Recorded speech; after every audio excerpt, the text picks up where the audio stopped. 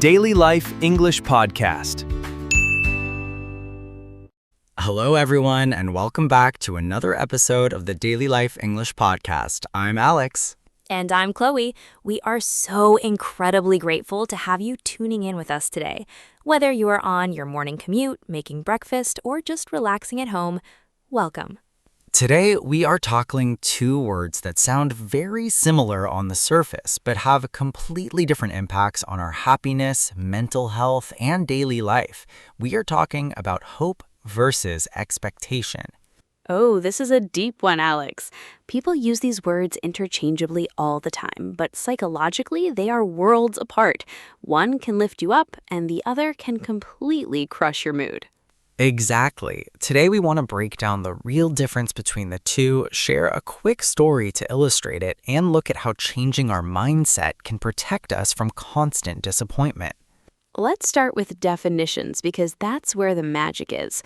Alex, how would you define hope in simple, everyday language?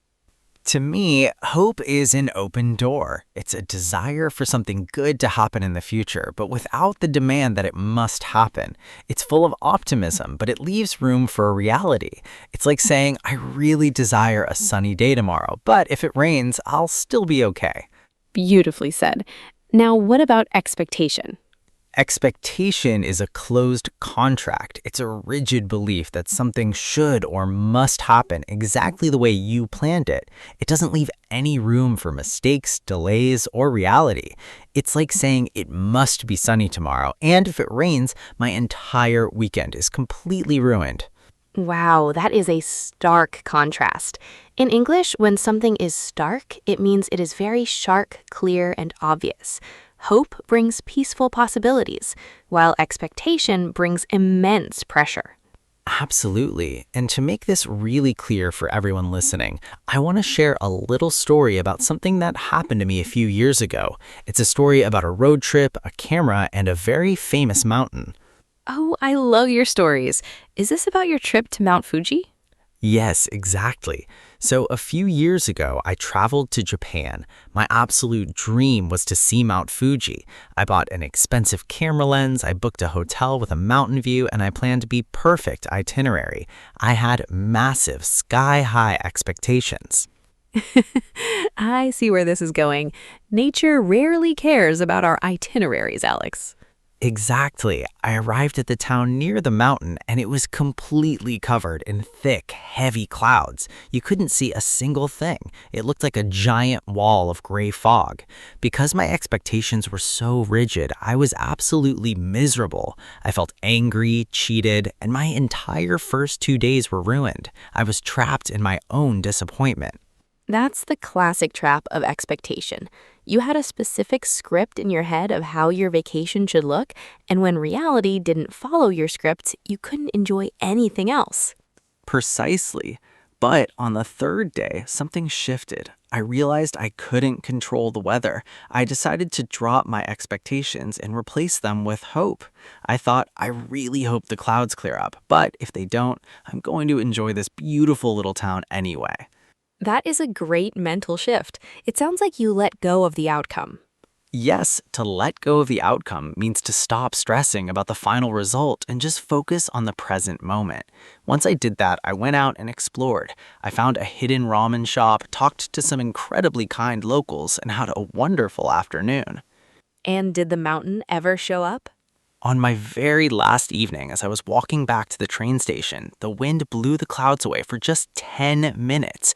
Mount Fuji appeared, covered in snow, glowing in the sunset. Because I had dropped my heavy expectations, seeing it felt like a magnificent surprise gift. It was breathtaking. What a stunning story, Alex. It perfectly illustrates the phrase, expectation leads to disappointment, but hope leads to pleasant surprises. Exactly. If the mountain had been clear the whole time, I would have just said, standard, this matches my plan. It wouldn't have felt magical. Expectation robs us of joy because it treats good things as requirements rather than gifts. That's a powerful way to put it, robbing us of joy. In daily life, we don't just have expectations for the weather or vacations, we have massive expectations for people, our partners, our friends, our coworkers, and even ourselves.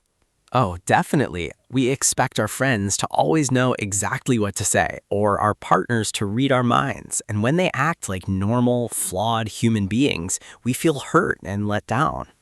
Right, if you expect your friend to throw you a massive birthday party and they just send you a nice text card, you feel sad. But if you simply hope they remember your birthday, that text card brings a genuine smile to your face. The action was the same, but your internal filter changed the emotional result.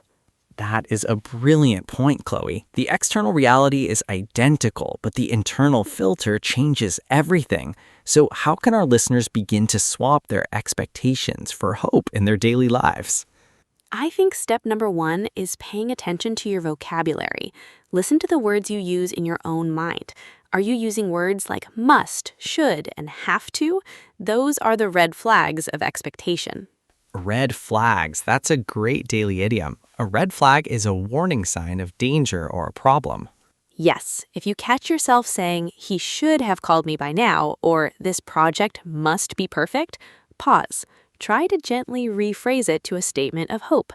I hope he calls soon, but if he's busy, I'll catch up with him later. That requires a lot of emotional maturity, but it completely changes your stress levels. Another area where this is vital is when you're trying to acquire a new skill, like learning a language. Oh, absolutely. Many language learners struggle with unrealistic expectations. They expect to speak without any mistakes within 3 months, and when they inevitably make an error, they feel like failures and want to quit. Yes, but if you approach language learning with hope, saying, I hope to improve a little bit every day, and I know making mistakes is just part of the journey, then every conversation becomes an opportunity rather than a stressful test. Exactly. Hope gives you grace. Expectation gives you a headache. I'm going to write that down. Hope gives you grace, expectation gives you a headache. That is so true. Hope allows you to stay resilient when things go wrong. Resilient. Let's highlight that word for everyone. To be resilient means to be able to recover quickly from difficulties, setbacks, or tough situations. Hope makes you flexible, like a tree bending in the wind.